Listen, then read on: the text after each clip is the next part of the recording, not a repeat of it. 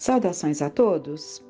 Então, dando continuidade aos áudios da semana em que nós estamos vendo, analisando uma parte do prefácio do livro Nos Bastidores da Obsessão, em que Manuel Filomeno de Miranda, através do Divaldo, nos traz um estudo sobre obsessão, que é justamente o tema deste livro e, como dissemos, fica o convite à leitura, em que ele nos traz as experiências que ele teve nos trabalhos de desobsessão enquanto encarnado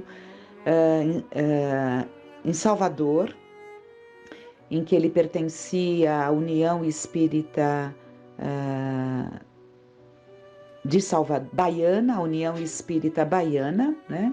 Onde ele atuava, e ele nos traz ali as experiências vivenciadas no trabalho de desobsessão de uma família, da família Soares, e se deu de 1937 a 1938. Então temos aqui neste livro os relatos tanto da parte das vivências no plano terreno quanto no plano espiritual, né? Então nesse prefácio nós estávamos vendo que ele nos traz características ali da obsessão, fala muito sobre as colocações que Allan Kardec nos traz nos livros dos médiuns, e nós estávamos vendo justamente quando ele falava desses desdobramentos inconscientes, que é essa nossa ligação com determinados espíritos inferiores, né? Sempre inferiores, porque as obsessões se dão apenas com espíritos inferiores, né? Que nos perseguem, tanto no plano espiritual, quando estamos desenfaixados do nosso corpo físico, quanto também enquanto encarnados, né, nesses processos de desdobramento, inclusive no período do sono, né? Sempre lembrando, é bom lembrarmos que quando nós pensamos em obsessores, nós trazemos sempre a conta do espírito em relação a nós mesmos e nos esquecemos que quantas vezes somos nós, perseguidores implacáveis, que atraímos por determinadas razões, né? Dependendo ali de como se dá aquela obsessão, do móvel daquela obsessão, atraímos ali determinados espíritos para junto de nós, né? E fala também, paramos justamente quando fala das enfermidades complicadas, né, de origem clínica ignorada, porque os médicos têm dificuldade para identificar determinadas moléstias que surgem em nosso organismo em função dessas obsessões ignoradas. Então, dando continuidade ao texto, outros ainda, afervorados a esta ou aquela iniquidade, fixam-se mentalmente a desencarnados que efetivamente se identificam e fazem-se obsessores destes, justamente o que já tínhamos colocado, fazem-se obsessores destes, amargurando-os e retendo-os as lembranças da vida física em lamentável comunhão espiritual degradante. Isso acontece muito encarnados, né, quando não aceitam aquela partida de alguém para o plano espiritual e fixam determinados pensamentos e acabam atraindo e como que exigindo a presença de um determinado espírito familiar nosso que teve a liberdade de buscar, de alçar outros voos, e nós insistimos com a sua presença, fazendo com que aquela presença doentia, né?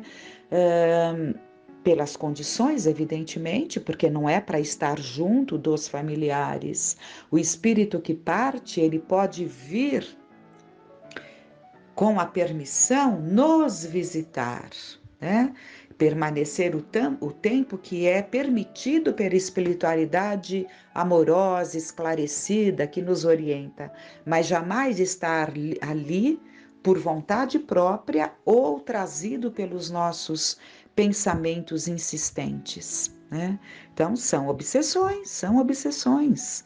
Nós normalmente temos a ideia de que obsessão é apenas a perseguição por ódio ou vingança. Não, não. É imensa esse leque, essas nuances obsessivas são imensas, né? Continuando, além destas formas diversificadas de obsessão, outras há, inconscientes ou não, entre as quais aquelas produzidas em nome do amor tiranizante aos que se demoram nos invólucros carnais, atormentados por aqueles que partiram em estado doloroso de perturbação e egocentrismo, ou entre encarnados que mantêm conúbio mental infeliz e demorado. Sempre é bom salientarmos obsessão entre encarnados, porque se dá, né? Seria desconhecermos esses mecanismos das ligações mentais se entendêssemos que não há obsessão entre encarnados.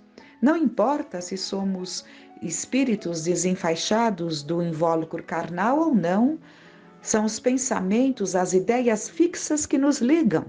Obsessão é sempre uma ideia fixa. E isso se dá entre encarnados também, obviamente, né? Obsessores obsediados, ele coloca num próximo tópico. Obsessores obsediados. A obsessão, sob qualquer modalidade que se apresente, é enfermidade de longo curso, exigindo terapia especializada, de segura aplicação e de resultados que não se fazem sentir apressadamente. Os tratamentos da obsessão, por conseguinte, são complexos, impondo alta dose de renúncia e abnegação àqueles que se oferecem e se dedicam a tal mistério. Uma força existe capaz de produzir resultados junto aos perseguidores encarnados ou desencarnados, conscientes ou inconscientes, a que se deriva da conduta moral. Então, uma força existe, é a que se deriva da conduta moral, independente do tipo de obsessão, partindo de mentes conscientes ou inconscientes, ou seja, agindo deliberadamente ou de uma forma inconsciente. A princípio, o obsessor dela não se apercebe. No entanto, com o decorrer do tempo, os testemunhos de elevação moral que enseja, confirmando a nobreza da fé que professa como servidor do Cristo, colimam por convencer o algoz da elevação de princípios de que se revestem os atos de seu doutrinador, terminando por deixar livre, muitas vezes, aquele a quem afligia. Então, o que há necessidade, o que deriva realmente nessa força capaz de mudar um processo obsessivo, é a que deriva da conduta moral. Então, a necessidade da conduta moral dos que lidam com os trabalhos de desobsessão, obsessão e desobsessão, conduta moral dos que trabalham, conduta moral, melhoria da conduta moral do assediado, né, que pode levar à mudança do obsessor, que respirando uma atmosfera mais saudável pelas mudanças de comportamento, acabam também por se beneficiar dessas mesmas mudanças, né? Então, além da exemplificação, continuando aqui a colocação do Manuel Filomeno de Miranda, além da exemplificação cristã, a oração consegue lenir as úlceras morais dos assistidos, conduzindo benesses de harmonia que apaziguam o desequilibrado, reacendendo nele a sede e a necessidade da paz. Então, aos poucos, as preces, né? A exemplificação, além da exemplificação cristã, vem a oração, que é a prece direcionada, né, intencionalmente levada, dirigida a esses corações. E aos poucos eles começam a perceber a necessidade que possuem da paz. Nem sempre, porém, os resultados são imediatos. Para a maioria dos espíritos, o tempo, conforme se conta na Terra, tem pouca significação. Demoram-se obstinados com tenacidade incomparável nos propósitos a que se entregam anos a fio, sem que algo de positivo se consiga fazer, prosseguindo a tarefa insana, em muitos casos, até mesmo depois da morte. Isto porque do paciente depende a maioria dos resultados nos tratamentos da obsessão. Porque aquele coloca que é do paciente, Kardec nos coloca, e todos que lidam com obsessão sabem disso. Porque o obsediado melhorando-se, né? Aquele sensitivo, aquele médium, aquele que está junto de nós, né, como encarnado, ele fazendo a parte dele no processo de elevação de padrão moral, ele passa a vibrar numa outra faixa vibratória, consequentemente, o obsessor não lhe alcança mais, a não ser nos momentos que, por alguma razão, ele baixa o padrão vibratório. E como o obsessor está sempre à cata, né, aguardando o momento em que a presa vacila, em que a presa dá abertura, usando os termos aí do nosso aprendizado, né, ele acaba abrindo portas para que o obsessor se achegue novamente. Então, percebemos claramente a importância da melhora, da mudança de comportamento, da elevação do padrão vibratório do obsediado, coisa que não é fácil, como temos falado. Muitas vezes não é fácil, porque há aqueles que conseguem, nas obsessões mais tenazes, quando se conscientizam desta necessidade, se empenham tanto nessa mudança, nesse melhoramento íntimo, né, que leva a um melhoramento, uma melhora no comportamento, conseguem acalmar, atenuar e reconquistar a paz há tanto perdida. Iniciado o programa de recuperação, deve este esforçar-se de imediato para a modificação radical do comportamento, exercitando-se na prática das virtudes cristãs e principalmente moralizando-se. A moralização do enfermo deve ter caráter prioritário, considerando-se que através de uma renovação íntima, bem encetada, ele demonstra para o seu desafeto a eficiência das diretrizes que lhe oferecem como normativa de felicidade. Então, aos poucos, o próprio obsessor que o acompanha, mesmo não alcançando a casa mental como estava acostumado, mas ele o acompanha, né? Ele perceberá mudanças de hábitos. Daí sempre termos como orientação essa mudança de hábitos nos nossos pensamentos, no nosso comportamento e a busca do trabalho no bem. Porque não há como os obsessores não observarem o nosso trabalho no bem. E isso fará com que eles, desejosos ou não de observar a nossa mudança, coisa que não querem naturalmente, né? Porque isso exigiria uma mudança neles, né? Então, mas não há como esconder aquilo que saltará aos seus olhos. Daí, sempre a terapêutica, quando buscamos ali, qual a terapêutica espírita? Né? Numa casa espírita, além de tudo que sabemos, é o trabalho no bem. É o trabalho no bem, é o trabalho que se dá quando estamos juntos, vibrando, né? Vibrando pelos necessitados, essa vibração partindo de nós, aqueles que buscam alcançar a nossa tela mental, a nossa casa mental, acabarão se influenciando e se beneficiando dessa elevação dos nossos pensamentos que se dão quando estamos ali reunidos em nome de Deus e de Jesus. O trabalho no bem, como somos sempre estimulados, nos ligarmos a alguma atividade que a casa nos oferece ou algum outro local, né? Não importa, mas que estejamos ligados ao bem. Num trabalho efetivo para que isso salte aos olhos daqueles que nos veem como éramos, porque o que eles têm na mente deles é aquilo que se deu, né? E eles buscam novamente estar enquadrado naquelas situações do passado, né?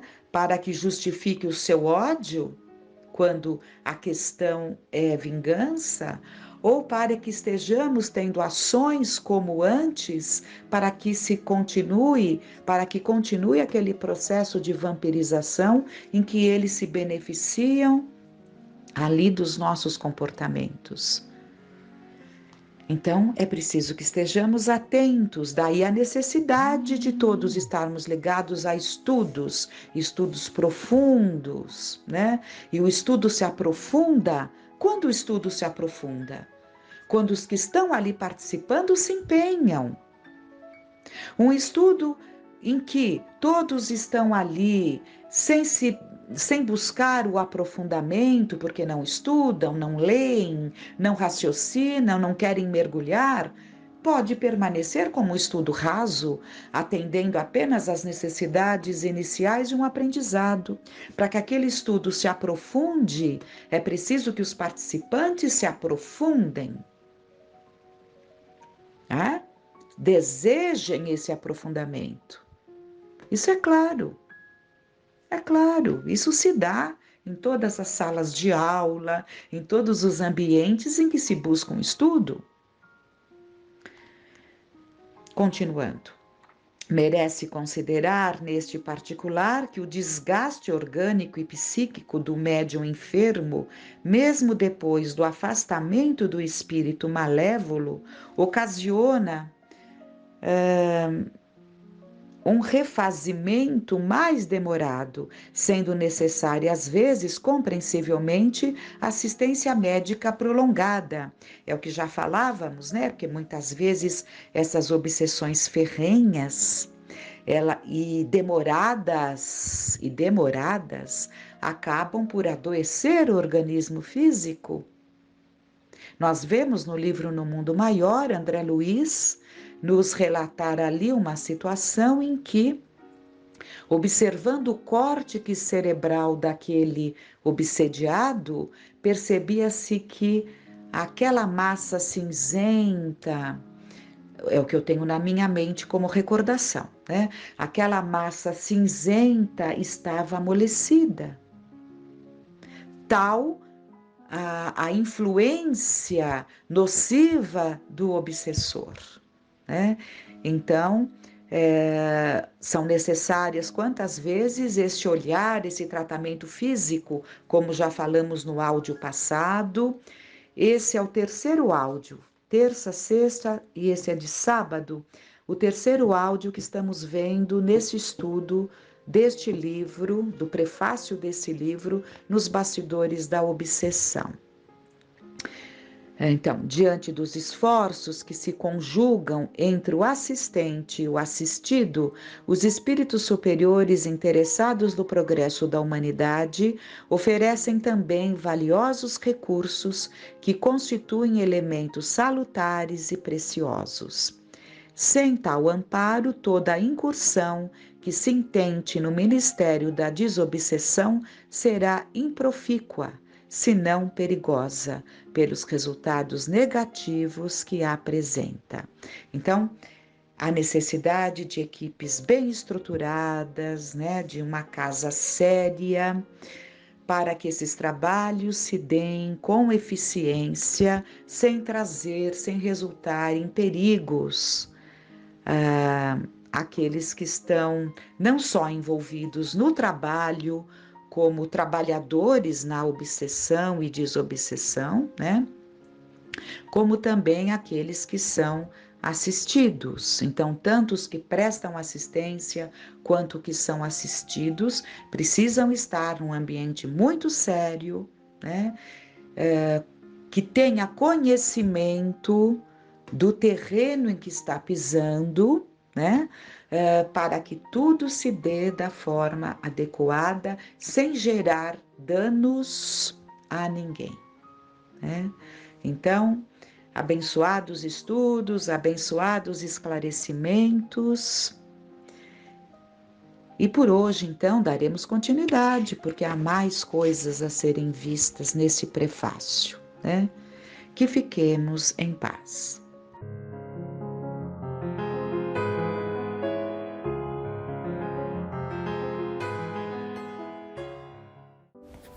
Olá!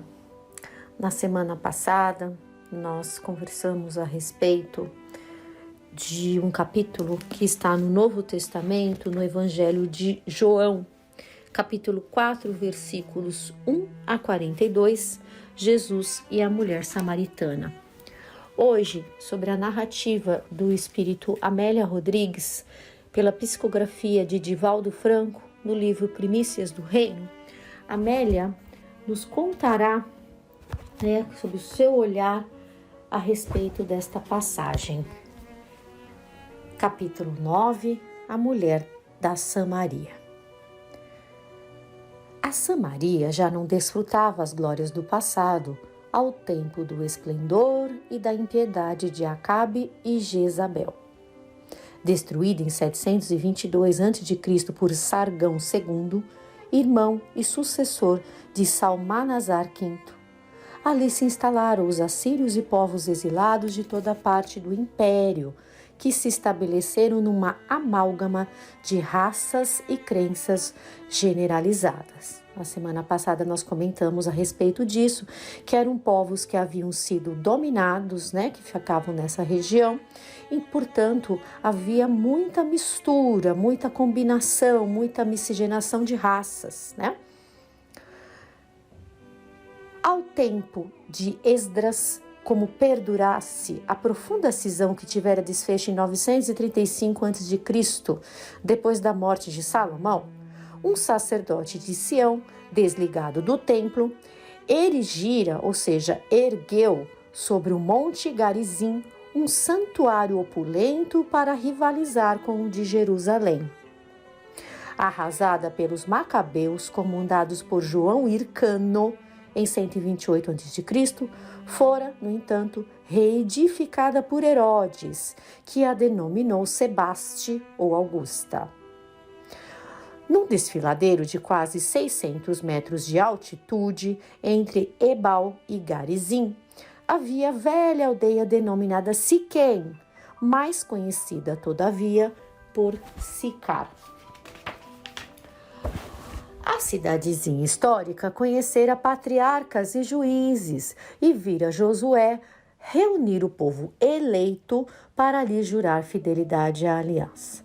Então, Amélia começa fazendo um contexto histórico, sobre o que era essa região. Continuando.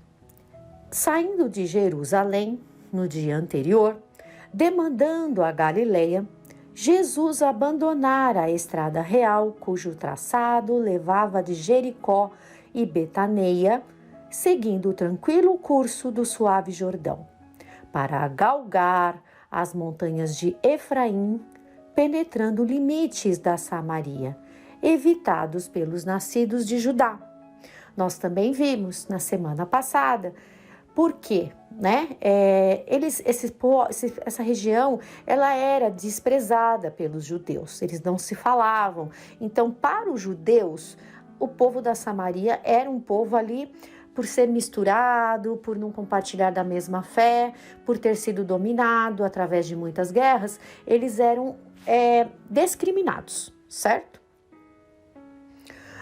A vereda áspera e cheia de pedregulhos coloria-se de súbito com loendros ondulantes que se alternavam com sicômoros desgalhados.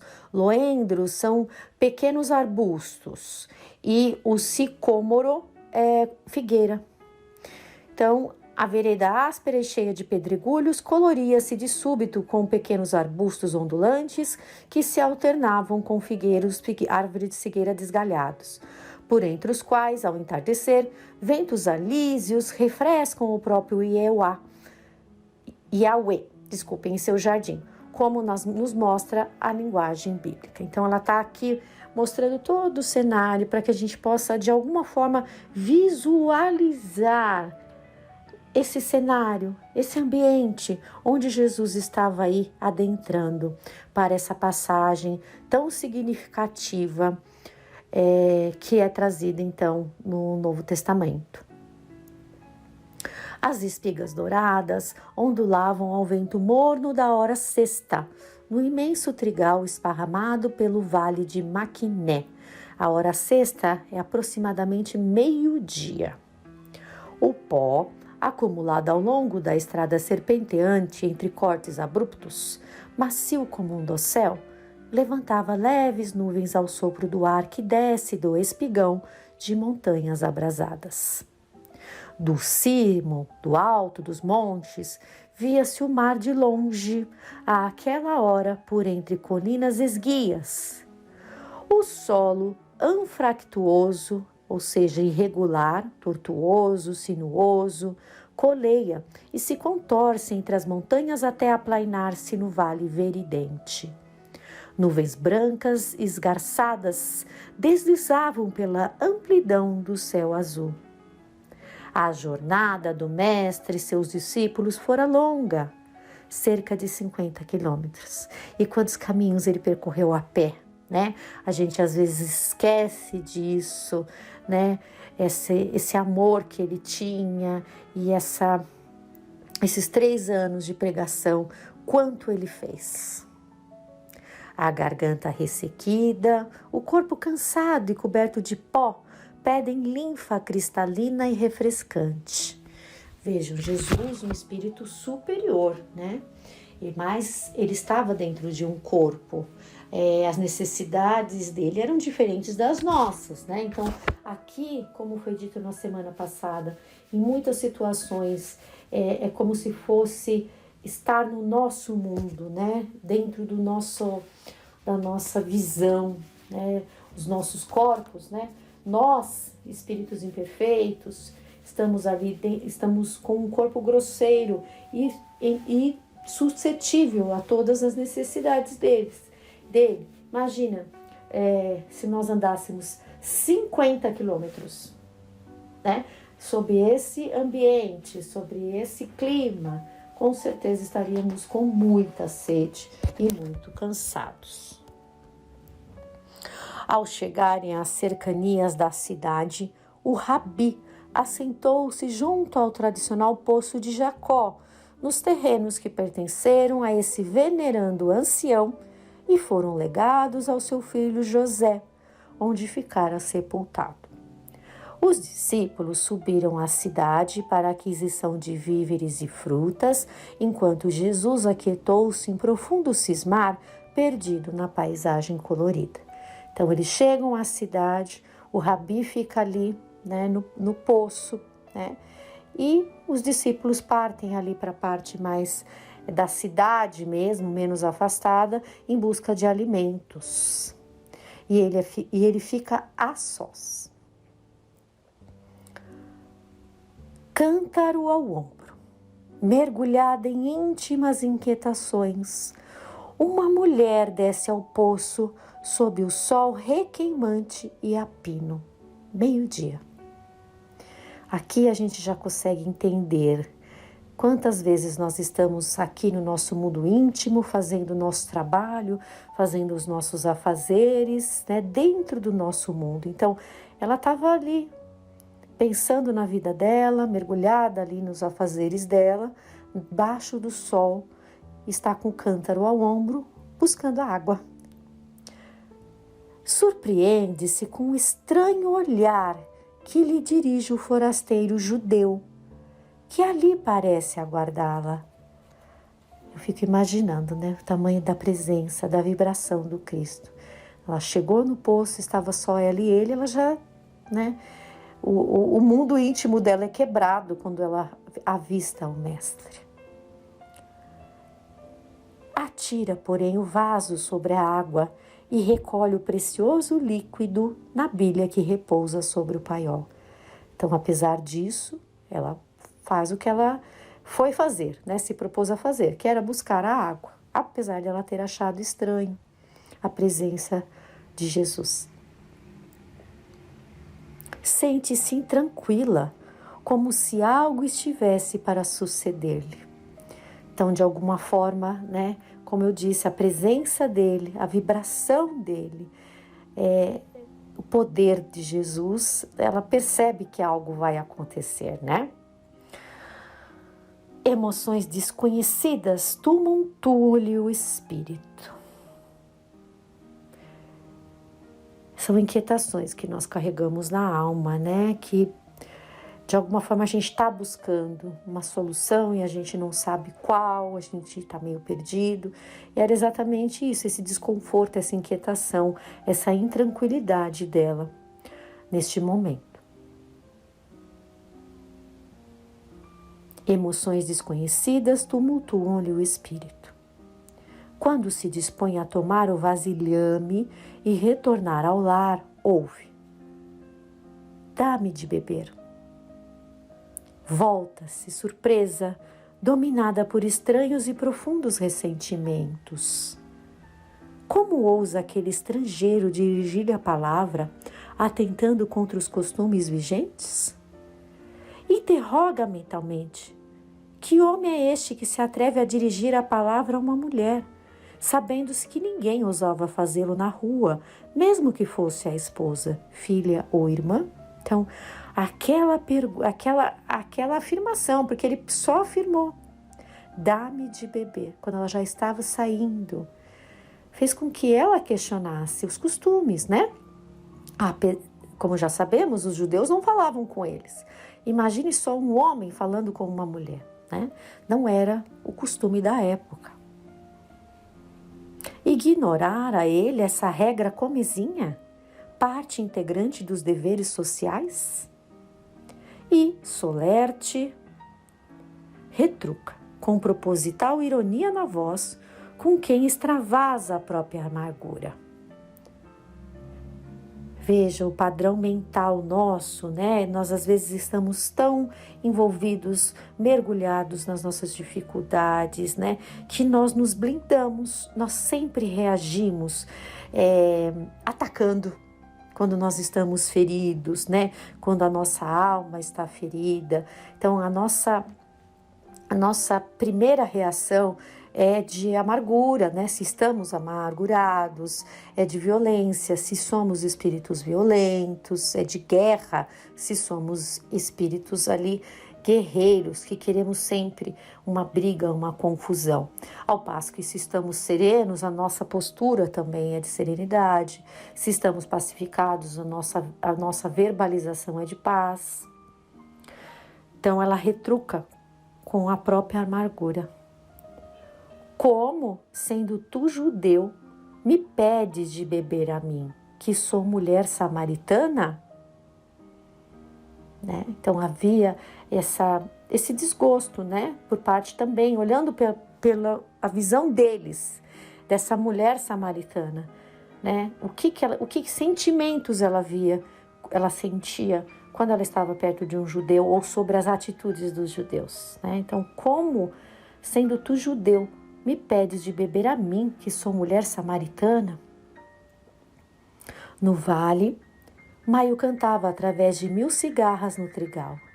A estrada deserta e silenciosa perde-se montanha dentro. Jesus conhece as dimensões que separam os dois povos, judeus e samaritanos. Não seria esta a única vez que ele provocaria escândalo, afrontando costumes odientos e convencionais. Como falamos na semana passada, a linguagem do mestre é universal. Ele estava ali para nos abraçar a todos, independente de crença, de raça. Tem uma mensagem a dar, mensagem de conciliação e consoladora. Então, a linguagem do amor é universal. Então, atentemos então à conciliação e ao consolo que ele traria através desta passagem. Para isso, deixara propositalmente a estrada do Jordão e subira as serras, programar aquele encontro desde antes. Então a rota poderia ter sido outra, né? Ele não precisaria parar ali, ter desviado esse caminho para o destino que ele estava indo, mas ele fez. Aquela mulher, ele a escolhera para ser a condutora do seu aviso a Siquém. Responde-lhe então, sem aspereza nem revide, por conhecê-la talvez intimamente. Sua voz é cantante, compadecida. Se tu conheces o dom de Deus, e quem é o que te diz, dá-me de beber, tu lhe pedirias e ele te daria água viva. Então, se ela conhecesse realmente, né, se ela o reconhecesse, ele é que daria água de beber para ela, né? Ele pediu para ela dar água do poço para ele, mas quem detinha e detém a água viva da vida é Jesus. E ele jamais deixará de nos dar essa água viva. Pedindo a ele, ele nos dá. Vibrações incomparáveis estrungem no coração da mulher. Um impacto, né? Gigantesco. Guardava ânsias de paz e não sabia como ou onde encontrá-la. Ela tinha ali uma busca interior, né? Uma dúvida, porém, a inquieta. O espanto dá-lhe à voz uma tonalidade de respeito. Senhor, exclama, tu não tens com que atirar, e o poço é fundo. Onde, pois, tens a água viva? És tu maior do que o nosso pai Jacó, que nos deu o poço, dele bebendo, ele próprio, seus filhos e seu gado? Então, são os nossos moldes, as nossas crenças, nós somos limitados. Na cabeça dela, ela pensou, como é que ele vai pegar a água e me dar desse poço? Que o poço é fundo, ele não tem nenhum jarro. Como que ele vai fazer isso para me dar essa água viva? A conta não fechava na cabeça dela. Os olhos do estranho fulguram com fascínio desconhecido. A revelação não tarda. A mensagem espraiar-se-á no ar, embalando o mundo, quando ele a enunciar. Qualquer que beber esta água, tornará a ter sede, foi explícito. Mas aquele que beber da água que eu lhe der nunca terá sede, porque a água que eu lhe oferecer se fará nele uma ponte d'água que saltará para a vida eterna. Então, não adianta que beber a água do poço, física, material, ela mataria a sede momentaneamente, mas voltaríamos a ter sede. Então, isso que ele estava explicando, que a água que ele estava dando não era do poço, era a água da vida. E que a água da vida, né, da boa nova, ela nos alimenta, ela acalma a nossa alma. Nós não temos sede, nós temos sede de amor, que é diferente, né? Não temos mais essa inquietação quando a bebemos de fato, né?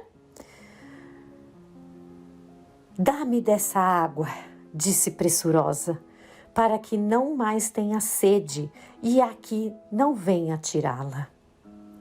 Penetrar a mulher o sentido das palavras do Rabi?